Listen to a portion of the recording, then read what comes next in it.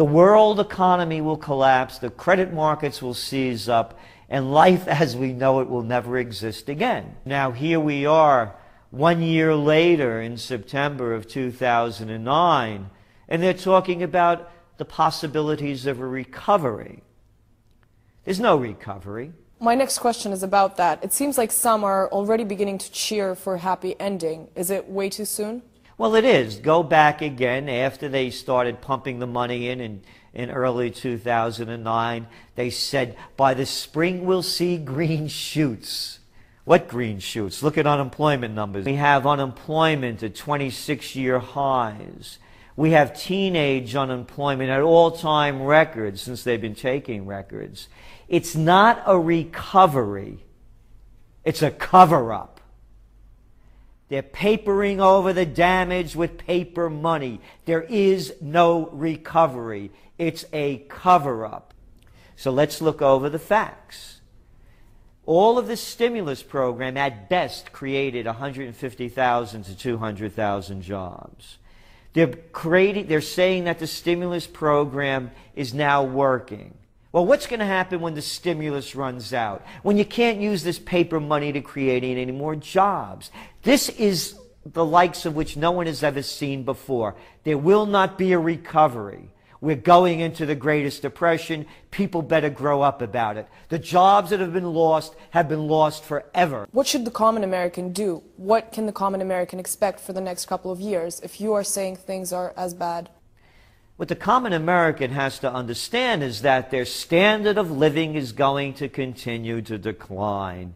It's on a downward spiral. Look where the United States ranks in poverty. Look how low they rank in education. Look how low they rank in quality of life. At one time, America was #1 in all of those fields. And now we no longer win, place, or show. Do you think the United States is going to learn anything from this experience? Will it transform into something else and better? We're in the midst right now of the second American Revolution. We're going to have to see how it plays out. We're in the early stages of a revolution. We could go into a revolution or we could go into a renaissance. Both opportunities are there. The direction we see it going in the short term is revolution. From the revolution, however, we can go back. A renaissance is a rebirth. If we go back to the formula that worked the best in America. Main Street, not Wall Street. America went from the country that prided itself in quality #1 to bottom line. How can we make the most money, build it the cheapest, build it the biggest? Let me follow up on your point about a revolution. For there to be a revolution, the majority of Americans, it seems, needs to get really fed up. Meanwhile, however, we're seeing that many Americans are still very much enticed with their president. What's your take on this? America's a first, second, and third world country. Revolutions don't happen from the people that are going to be watching American Idol or waste their time away playing video games and their minds lost in celebrity culture, pop culture.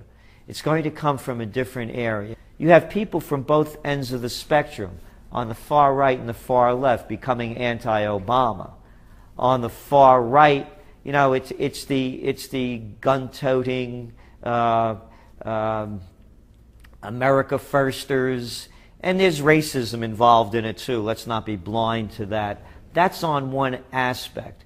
On the left, you have the core that Obama brought in that are now pulling away from him. And these are the people that were against more troops in Afghanistan, against strikes into Pakistan, into other sovereign countries. These were the people that wanted to see the military shrink, not grow by 4%. So he's losing his core base on the left. So the revolution in many different areas, because Obama's backtracking on a lot of core issues that were very important to the left. So he's losing the left and he's lost the right. Never had it to begin with. So the revolution is now being fought by a number of different factions within both the Republican and Democratic Party. And that's what's going to make this revolution happen. Do you predict a second term for Barack Obama? It's too early to tell now. As I was mentioning earlier about President Bush being down in the polls 50% in September of 2001. And then all of a sudden 9/11 happened, and the people rallied behind him. So from a president that people looked upon as someone incompetent, he became a president that led the country into 2 wars, by the way, for fake reasons. So you can't tell whether it's a terrorist attack, whether it's an act of nature or an act of man. You don't know what will happen by 2012. However, the way the trends are going now, and I want to make that clear, the way they're going now, and nobody can predict the future, there are too many wild cards thrown on the deck, President Obama will be not only a one-term president, but we'll also see the emergence of a third party, because many Americans, the independents, which account for more than the party members from either the Republicans and the Democrats, want a third way. So we may see a new third party emerge by 2012, which we're calling progressive libertarian.